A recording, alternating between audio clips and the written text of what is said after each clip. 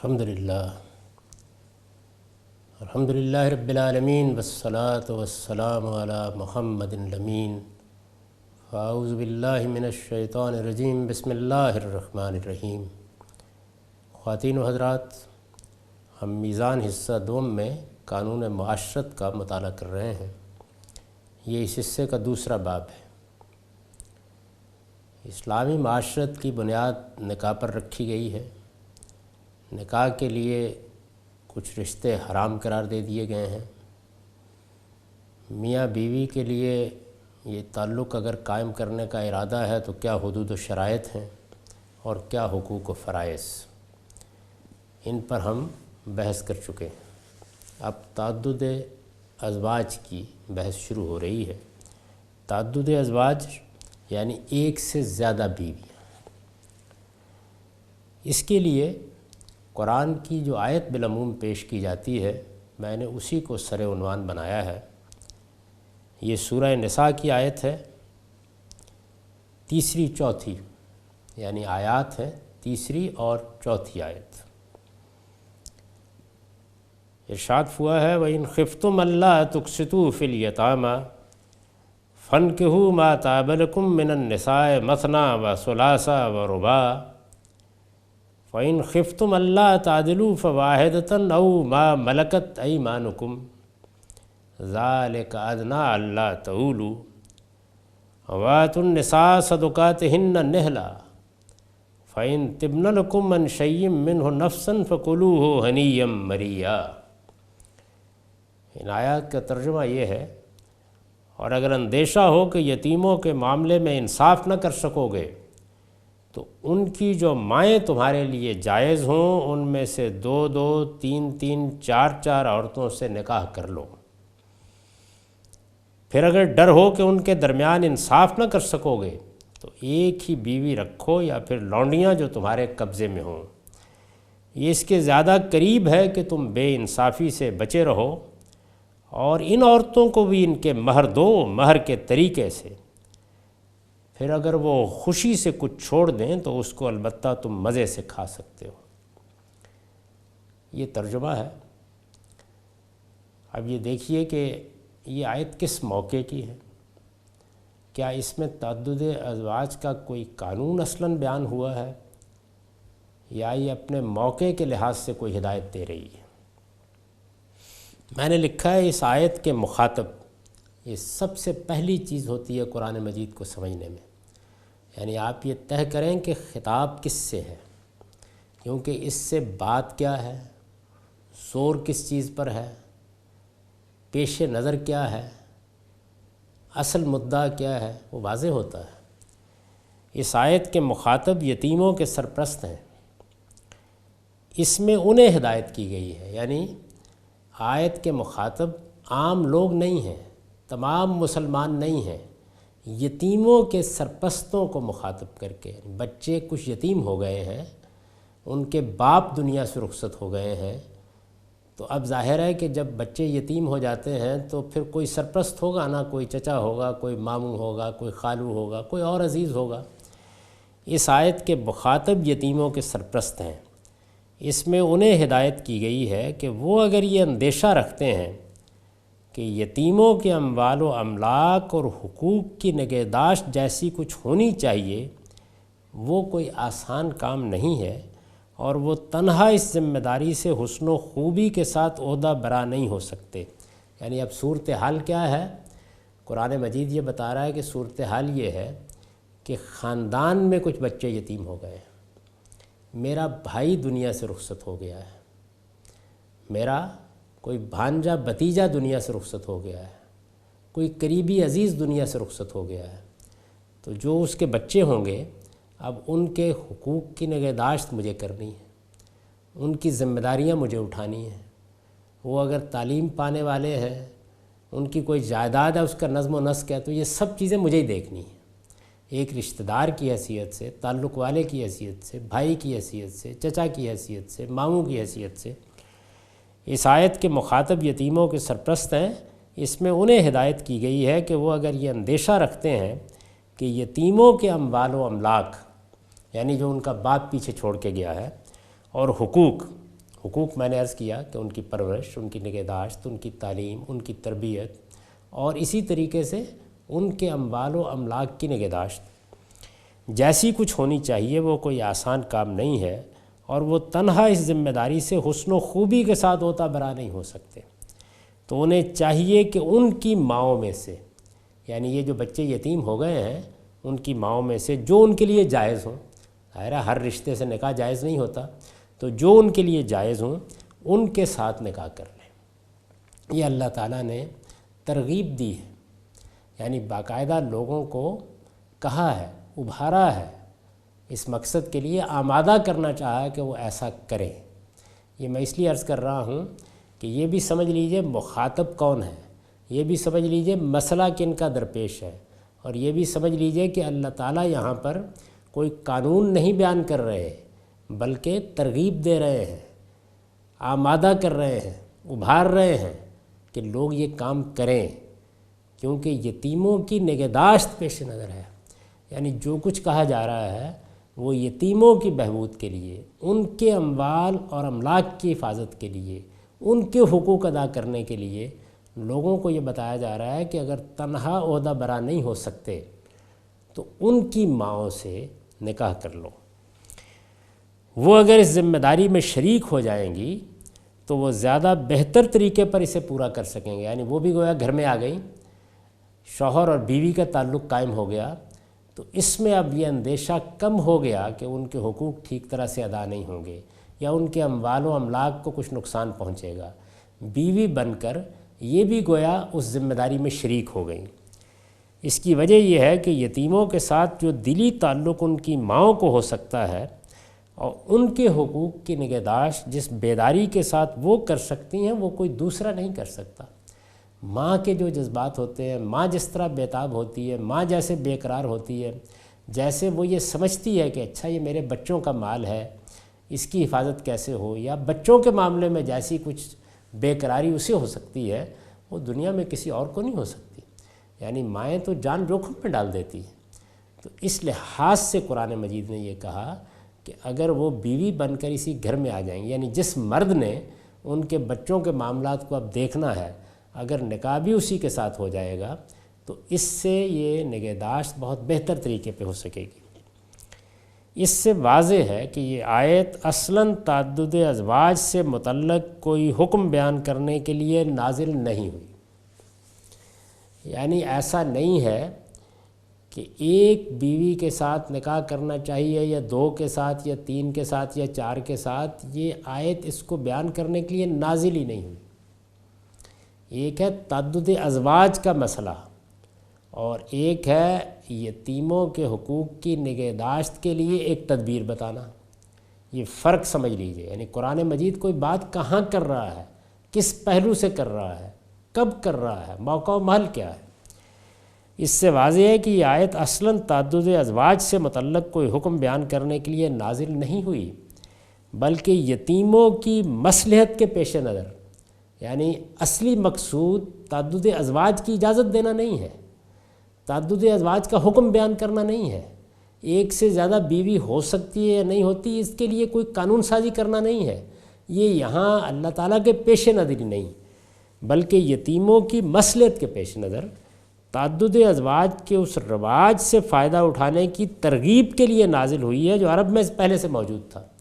یعنی یہ کوئی تعدد ازواج کا حکم بیان نہیں کر رہی، تعدد ازواج کا رواج پہلے سے معاشرے میں موجود ہے۔ یوں نہیں ہے کہ لوگ ایک ہی شادی کرتے تھے اور قرآن نے آگے کہا کہ وہ 4 تک شادیاں کر سکتے ہیں، جیسا کہ ہم لوگ سمجھتے ہیں۔ بیان کیا جاتا ہے نا کہ قرآن مجید نے 4 شادیاں کرنے کی اجازت دی ہے، ایسا کوئی معاملہ نہیں ہے۔ تعدد ازواج کو قرآن مجید نے اپنے مابین الدفتین کسی جگہ موضوع ہی نہیں بنایا، یہ تو پہلے سے ایک جائز چیز تھی۔ یعنی یہ بات صدیوں سے چلی آ رہی تھی، تمام انبیاء کی امتوں میں ایسے ہی تھی، تمام معاشروں میں ایسے ہی رہی۔ قبائلی تمدن میں تو خاص طور پر لوگوں کی ضرورت ہوتی تھی کہ ان کے بہت زیادہ بچے ہوں۔ یعنی آج جو سہولتیں ہم کو جدید ریاست میں حاصل ہیں، جس میں پولیس بھی ہے، فوج بھی ہے، ایک خاص طرح کا نظم بھی ہے، اور لوگ اس طرح کے خطرات میں نہیں رہتے جیسے کہ وہ پچھلے زمانوں میں تھے، قبائلی تمدن میں یہ جو ریاست اب ذمہ داریاں انجام دیتی ہیں، یہ سب لوگوں کو خود ہی انجام دینا ہوتی تھیں، اور اس میں انسان کی سب سے بڑی طاقت اور سب سے بڑی محافظت کا ذریعہ اس کے بچے ہوتے تھے، اس کے بیٹے ہوتے تھے، یہ بڑی نعمت سمجھی جاتی تھی۔ تو قبائلی زندگی کی ضرورتوں کے تحت اس کا بہت رواج رہا، یعنی پہلے سے قرآن کے نزول سے صدیوں پہلے، بلکہ اس دنیا کی ابتدائی کے زمانے سے اپنی ضرورتوں کے تحت مرد ایک سے زیادہ شادیاں کرتے رہے۔ عرب میں بھی اس کا رواج تھا، یعنی ایک چیز پہلے سے موجود ہے۔ یہ دیکھیے نا کہ ایک چیز یہ ہے کہ اسلام اجازت دے رہا ہے، قرآن اجازت دے رہا ہے، اور ایک چیز یہ ہے کہ ایک چیز پہلے سے جائز ہے، اس پر کوئی پابندی لگانے کا سوال ہے۔ یعنی سوال اگر کوئی تھا تو یہ تھا، تعدد ازواج کی اجازت تو پہلے سے موجود ہے معاشرے میں، بلکہ یتیموں کی مصلحت کے پیش نظر تعدد ازواج کے اس رواج سے فائدہ اٹھانے کی ترغیب کے لیے نازل ہوئی۔ یعنی پہلے سے ایک چیز جائز ہے، قرآن مجید نے یہ کہا کہ تم ایک سے زیادہ شادیاں تو کرتے ہی ہو، تو اب یہ یتیموں کی مصلحت کے لیے ان کی ماؤں کے ساتھ کر لو، یا ان کے ساتھ جو عورتیں ہیں وہ کوئی بہن بھی ہو سکتی ہے، ان کے ساتھ کر لو تاکہ ان کے معاملات کی بہتر نگہداشت ہو سکے۔ اس رواج سے فائدہ اٹھانے کی ترغیب کے لیے نازل ہوئی ہے جو عرب میں پہلے سے موجود تھا۔ قرآن نے دوسرے مقامات پر صاف اشارہ کیا ہے، قرآن نے دوسرے مقامات پر، میں نے اس مقام کے بارے میں بھی عرض کر دیا کہ یہاں تعدد ازواج کا کوئی قانون بیان کرنا پیش نظر ہی نہیں، یا اس کی اجازت دینے کا کوئی سوال نہیں، اجازت تو پہلے سے ہے، معاشرے میں جائز سمجھا جاتا ہے۔ قرآن نے دوسرے مقامات پر صاف اشارہ کیا ہے کہ انسان کی تخلیق جس فطرت پر ہوئی ہے اس کی روح سے خاندان کا ادارہ اپنی اصلی خوبیوں کے ساتھ ایک ہی مرد و عورت میں رشتہ نکاح سے قائم ہوتا ہے۔ یعنی اللہ تعالیٰ کیا چاہتے ہیں کہ ایک سے زیادہ بیویوں کے ساتھ نکاح کیا جائے، یا انہوں نے انسان کی فطرت میں ایک سے زیادہ بیویوں کے ساتھ نکاح کے دائیات رکھ دیے ہیں، یا یہی فطرت ہے کہ انسان ایک سے زیادہ بیویوں کو اپنے گھر میں لائے؟ ان میں سے کوئی بات بھی نہیں۔ اللہ تعالیٰ نے تو یہ بتایا ہے، اس کی طرف اشارہ کیا ہے، اپنی حکمت اور اپنی اسکیم سے اشارہ کیا ہے کہ خاندان کا ادارہ ایک ہی مرد و عورت کے باہمی تعلق سے قائم ہوتا ہے۔ قرآن نے دوسرے مقامات پر صاف اشارہ کیا ہے کہ انسان کی تخلیق جس فطرت پر ہوئی ہے، یعنی فطرت کو کیسے سمجھیں گے؟ اللہ تعالیٰ کے اقدامات سے سمجھیں گے، انسان کے اجتماعی شعور سے سمجھیں گے،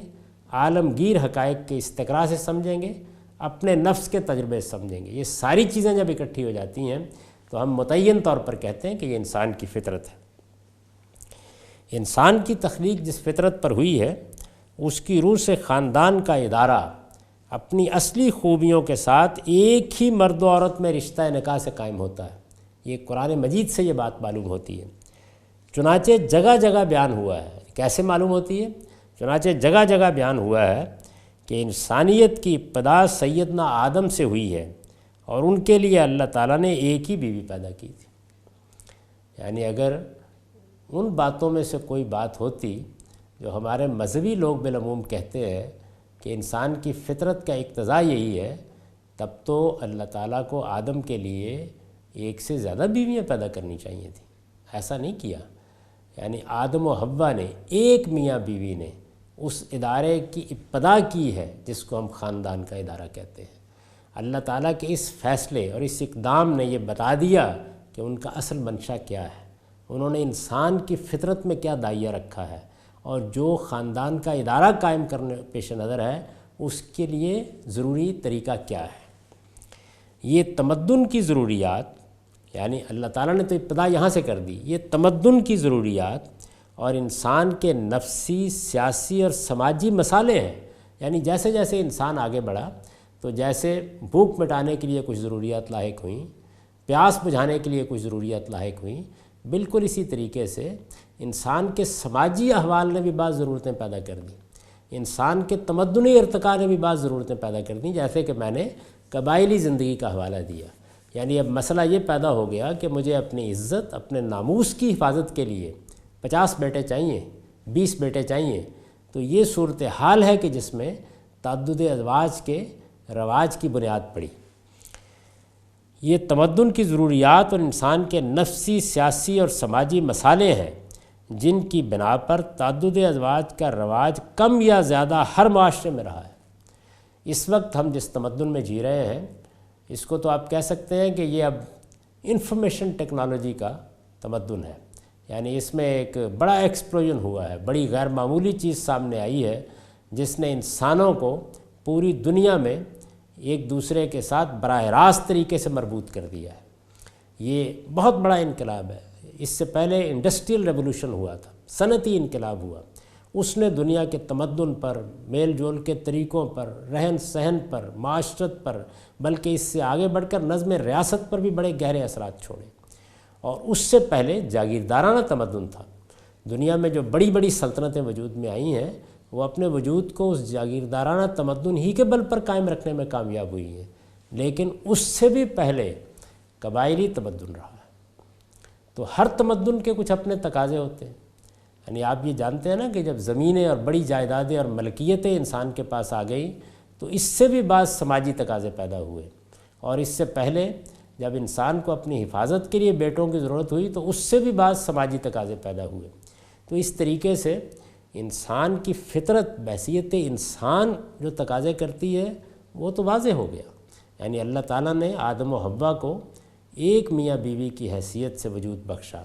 لیکن اب انسان نے اس دنیا میں زندگی بسر کرنی ہے تو اس سے کچھ سماجی، کچھ تمدنی، کچھ نفسی تقاضے وجود میں آنے ہیں۔ ان تقاضوں کے تحت کہیں کم یا کہیں زیادہ رواج رہا ہے، اور یہ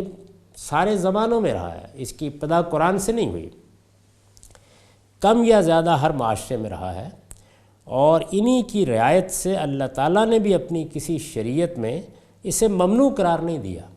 یعنی چونکہ یہ انسان کی تمدنی ضروریات میں سے ہے، اس کی نفسی، سیاسی اور سماجی مصلحتیں ہیں جن کے پیش نظر اللہ تعالیٰ نے اجازت دی۔ اب یہاں ایک بات سمجھ لیجئے، یعنی ایک چیز یہ ہے کہ عورت ایک سے زیادہ نکاح کرے ایک ہی وقت میں، اس سے تو خاندان کا ادارہ قائم نہیں ہو سکتا۔ اللہ تعالیٰ کے قانون سازی کی بنیاد کیا ہوتی ہے؟ وہ وہاں پابندی لگاتے ہیں جہاں پر کسی چیز کا وجود ہی عدم میں بدل جائے گا، یعنی وہ اپنی حقیقت کھو بیٹھے گی، تو وہاں تو پابندی لگانے کی ضرورت ہوتی ہے۔ ہر چیز پر پابندی نہیں لگا دی جاتی، لیکن جس جگہ مسالے دونوں پہلوؤں کو نمایاں کر دیتے ہیں،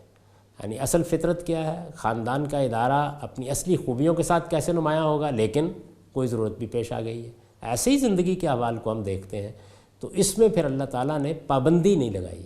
تو صحیح تعبیر یہ نہیں ہے کہ قرآن نے ایک سے زیادہ شادیوں کی اجازت دی ہے، صحیح تعبیر یہ ہے کہ قرآن نے ایک سے زیادہ شادیوں پر پابندی نہیں لگائی، یہ صحیح تعبیر ہے، یعنی انسان کر رہے تھے، پابندی نہیں لگائی۔ کیا ہر چیز پر پابندی لگا دینی چاہیے؟ نہیں، شریعت کی پابندیاں انتہائی محدود ہوتی ہیں، کیونکہ وہ ابدی طور پر لگ جاتی ہیں، ان کو پھر کوئی اٹھا نہیں سکتا،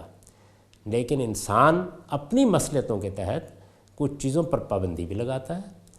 اس کے یہ معنی نہیں ہے کہ تعدد ازواج پر ہم اپنے ریاستی قانون کے تحت پابندی نہیں لگا سکتے، یعنی اگر مسائل تقاضا کر رہے ہوں، اگر حق تلفی کا اندیشہ ہو تو پابندی لگائی جا سکتی ہے۔ قانون بنانے کے لیے جو بنیاد ہے وہ یہی ہے کہ حق تلفی ہو رہی ہے یا کسی کی جان مال آبرو کے خلاف زیادتی ہو رہی ہے، تو اگر حق تلفی ہو رہی ہے اور زیادہ تر حق تلفی ہو رہی ہے تو پھر پابندی بھی لگائی جا سکتی ہے، یا اس کے بارے میں کوئی قانون سازی کی جا سکتی ہے جس سے حوصلہ شکنی ہو جائے، اس چیز کو ڈسکریج کر دیا جائے۔ یہ بالکل ایک الگ چیز ہے، لیکن شریعت میں پابندی لگا دینا وہ ابدی ہوگی۔ تو جہاں مسالے سماجی، تمدنی، سیاسی تقاضا کر دیتے ہوں وہاں پابندی نہیں لگنی چاہیے، چنانچہ قرآن نے پابندی نہیں لگائی، لیکن ہم آپ پابندی لگائیں گے، اس کی غلطی واضح ہوگی، اٹھا لیں گے، لیکن اللہ تعالیٰ پابندی لگا دے۔ اللہ تعالیٰ نے اسی وجہ سے اپنی شریعت میں بہت کم چیزیں ہیں جن پر پابندی لگائی ہے، اور انہی کی رعایت سے اللہ تعالیٰ نے بھی، یعنی نفسی، سیاسی، سماجی، تمدنی مسائل، انہی کی رعایت سے اللہ تعالیٰ نے بھی اپنی کسی شریعت میں اسے ممنوع قرار نہیں دیا۔ یہی صحیح تعبیر ہے۔ اجازت دی، یہ تو ایسے ہے کہ جیسے پہلے ممانعت تھی اور اجازت دے دی، نہیں، یہ ہمیشہ سے جائز معاملہ تھا، اسے ممنوع نہیں قرار دیا، اسے روکا نہیں۔ یہاں بھی اسی نوعیت کی ایک مصلحت یعنی جیسے بعض مصلحتیں بیان کی ہیں، ایسی ہی ایک مصلحت اس وقت یتیموں کی بہبود کی مصلحت، ایک مسئلہ پیش آ گیا ہے، اس کے پیش نظر اس سے فائدہ اٹھانے کی طرف رہنمائی فرمائی گئی ہے۔ یعنی دیکھیے ایک ضرورت پیش آئی، اور یہ معلوم ہے کہ قرآن مجید میں یہ بات اس وقت کہی گئی جب بدر اور احد میں بہت سے لوگ شہید ہو گئے، ان کی عورتیں بیوہ ہو گئیں، کہ اس موقع کے اوپر اللہ تعالیٰ نے ایک ایمرجنسی کی چھوٹی سی بستی میں صورت پیدا ہو گئی، لوگوں کے لیے کوئی بہت مواقع نہیں تھے، چند ہزار کی آبادی ہے، اس میں سرپرستوں ہی کو ذمہ داری اٹھانی ہے، ریاست آج کے زمانے کی منظم ریاست نہیں ہے، اور ریاست اس طرح کی ذمہ داری اٹھا بھی کتنی سکتی ہے، تو اس میں اللہ تعالیٰ نے یہ ترغیب دی کہ تم شادیاں تو کرتے ہی ہو، یہ رواج تو تمہارے ہاں موجود ہی ہے،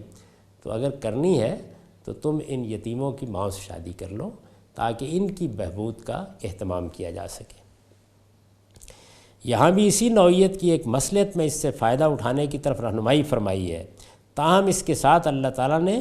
یہ 2 شرطیں اس پر عائد کر دی ہیں، یعنی ممانعت نہیں کی بلکہ اس موقع پر فائدہ اٹھانے کی ترغیب دی ہے، لیکن 2 شرطیں عائد کر دی ہیں۔ ایک یہ، یعنی اب دیکھیے اللہ تعالیٰ جب ترغیب دے رہے ہیں، عام حالات میں لوگ کر رہے تھے، جب اللہ تعالیٰ ترغیب دے رہے ہیں تو وہ بے انصافی کے ساتھ کوئی معاملہ کرنے کے لیے نہیں کہیں گے، تو اللہ تعالیٰ نے 2 شرطیں عائد کر دیں۔ ایک یہ کہ یتیموں کے حقوق کی نگہداشت جیسی مصلحت کے لیے بھی، یعنی یہاں پر تو ایک ایسی ضرورت پیش آ گئی ہے کہ جو گویا پورے معاشرے کی ضرورت ہے، اس وقت کی پوری کمیونٹی کی ضرورت ہے، یعنی ایسی ضرورت ہے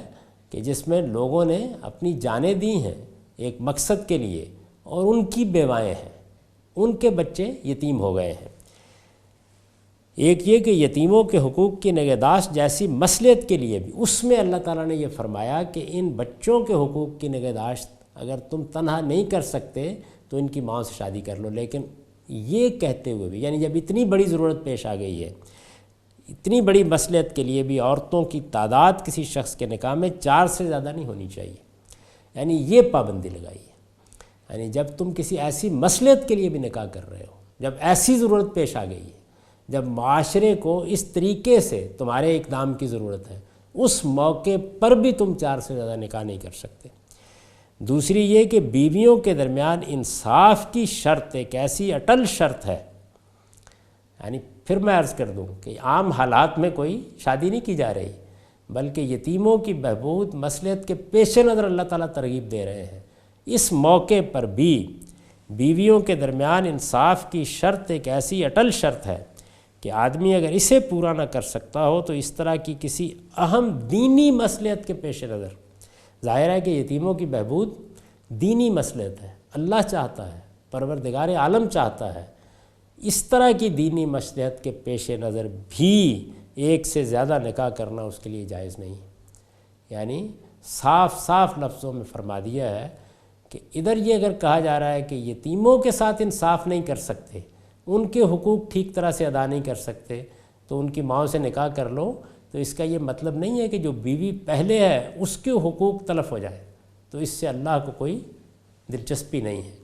نہیں، اب اگر تم کرنے جا رہے ہو تو پھر انصاف کرو گے، اگر انصاف کی شرط پوری نہیں کر سکتے تو پھر اتنی بڑی مصلحت کے باوجود بھی 1 سے زیادہ نکاح نہیں کر سکتے۔ دوسری یہ کہ بیویوں کے درمیان انصاف کی شرط ایک ایسی اٹل شرط ہے کہ آدمی اگر اسے پورا نہ کر سکتا ہو تو اس طرح کی کسی اہم دینی مصلحت کے پیش نظر بھی 1 سے زیادہ نکاح کرنا اس کے لیے جائز نہیں ہے۔ اب ظاہر ہے کہ جب یہ کہا کہ ان یتیموں کی مصلحت کے لیے نکاح کر لو اور 4 تک کر سکتے ہو، ان یتیموں کی مصلحت کے لیے نکاح کر لو اور 4 تک کر سکتے ہو، ایک بڑی ضرورت پیش آ گئی ہے جس میں یہ ترغیب دی جا رہی ہے، اور ساتھ ہی یہ کہہ دیا کہ اگر انصاف نہیں کر سکتے تو پھر نہیں، یعنی پھر کوئی اور طریقہ اختیار کرو۔ ایک کے ساتھ انصاف کرتے کرتے دوسرے کے ساتھ بے انصافی گوارا نہیں کی جا سکتی۔ تو اب یہ سوال پیدا ہوا کہ اس انصاف کے حدود کیا ہیں، یعنی ظاہر ہے کہ جب کہا کہ انصاف نہیں کر سکتے تو مطلب کیا ہے؟ اس سے مراد اگر دل کے میلان اور ظاہری برتاؤ میں پوری مساوات ہے، یعنی اگر یہ پیش نظر ہے کہ یتیموں کی مصلحت کے لیے ایک عورت سے نکاح کیا جا رہا ہے، آدمی کی پہلے سے ایک محبوب بیوی گھر میں ہے، تو اب دل کے میلان میں بھی برابری ہونی چاہیے، باطن کے برتاؤ میں بھی برابری ہونی چاہیے۔ اس سے مراد اگر دل کے میلان اور ظاہری برتاؤ میں پوری مساوات ہے تو یہ کسی انسان کے لیے ممکن نہیں ہے۔ یعنی اگر یہ ہو کہ ہنسنے میں، بولنے میں، بیٹھنے میں، اٹھنے میں، التفات میں، محبت میں، اس کے اظہار کے طریقوں میں، دل کی کیفیات میں بھی مساوات ہو، تو یہ تو پھر انسان ہاتھ جوڑ دے گا کہ یہ میرے لیے ممکن نہیں ہے۔ کوئی شخص اگر اپنی ایک پسندیدہ بیوی رکھتے ہوئے کسی عورت سے صرف اس لیے نکاح کرتا ہے کہ اس کے یتیم بچوں کے حقوق صحیح طریقے پر ادا ہو سکیں، تو یہ ناممکن ہے کہ وہ ان دونوں بیویوں سے یکساں محبت اور یکساں برتاؤ کا رویہ اختیار کر سکے۔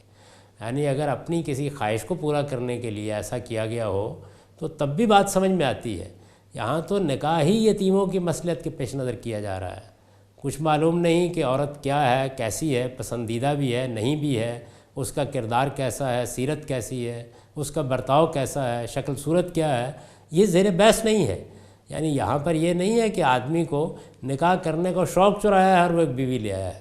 یتیموں کی مصلحت کے پیش نظر اللہ تعالیٰ نے ترغیب دی، وہ نکاح کر رہا ہے، اب اس سے یہ مطالبہ کیا جائے کہ تمام معاملات میں مساوات ہونی چاہیے۔ کوئی شخص اگر اپنی ایک پسندیدہ بیوی رکھتے ہوئے کسی عورت سے صرف اس لیے نکاح کرتا ہے کہ اس کے یتیم بچوں کے حقوق صحیح طریقے پر ادا ہو سکے، یعنی پیش نظر یہی ہے، تو یہ ناممکن ہے کہ وہ ان دونوں بیویوں سے یکساں محبت اور یکساں برتاؤ کا رویہ اختیار کر سکے۔ یہ سوال، یعنی جب قرآن نے کہا کہ انصاف، یہ سوال زمانہ نزول قرآن ہی میں پیدا ہو گیا تھا، چنانچہ قرآن نے آگے اسی سورہ کی آیت 127 سے 130 میں اس کا جواب دیا ہے۔ یہ سوال پیدا ہوا کہ پھر تو گویا اللہ تعالیٰ یہ فرما رہے ہیں کہ نہیں، یہ کام کرنا ہی نہیں ہے، تو کیا یہی مقصود ہے؟ اللہ تعالیٰ نے اس سوال کا جواب دیا ہے۔ اس میں یعنی جب جواب دیا ہے تو اس میں پہلے یہ بات واضح فرمائی ہے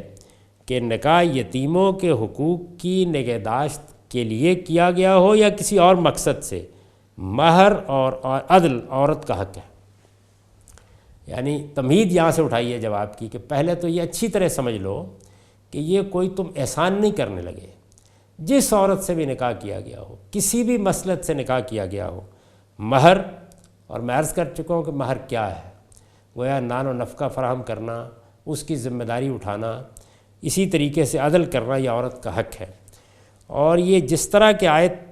3 میں تاکید کی گئی ہے، جو آیت پہلے زیر بحث رہی ہے، جس کو ہم نے سر عنوان بنایا، اور جس طرح کہ آیت 3 میں تاکید کی گئی ہے، نہایت خوشدلی کے ساتھ ادا ہونا چاہیے۔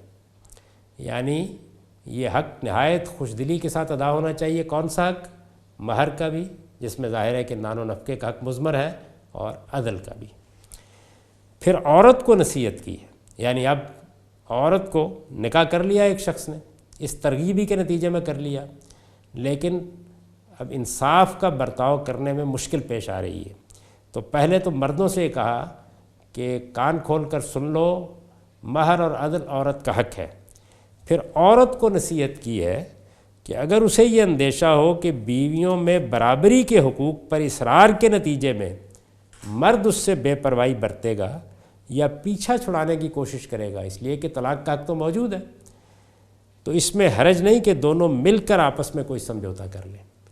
نکاح کے معاملے میں یہ بات بالکل واضح ہے کہ اس کے شرائط طے کیے جا سکتے ہیں۔ عورت پر پہلے ہی یہ واضح کر دیا جائے، یا اب وہ کوئی سمجھوتا کر لے کہ ٹھیک ہے میں اپنا فلاں حق چھوڑ دیتی ہوں، حق قائم کر دیا گیا۔ اس کے بعد یہ کہا گیا کہ اب دونوں اپنی مصلحت کے پیش نظر، یعنی یہ بھی تو ہے نا کہ ایک عورت سے نکاح کر لیا، اب اللہ تعالیٰ کہہ رہے ہیں کہ ایسا عدل تو مرد چھوڑنے پہ آمادہ ہو جائے، تو اس میں پھر یہ نصیحت کی کہ اگر آپس میں تم کوئی سمجھوتا کر لو تو اس پر اللہ تعالیٰ کو اعتراض نہیں ہے۔ یہ جواب جس آیت میں دیا گیا ہے، اور اس کی تفسیر میں استاذ امام امین احسن اصلاحی نے جو کچھ لکھا ہے، اس کا ہم اگلی نشست میں مطالعہ کریں گے۔ اقول قولی ھذا واستغفر اللہ لی ولکم ولسائر المسلمین۔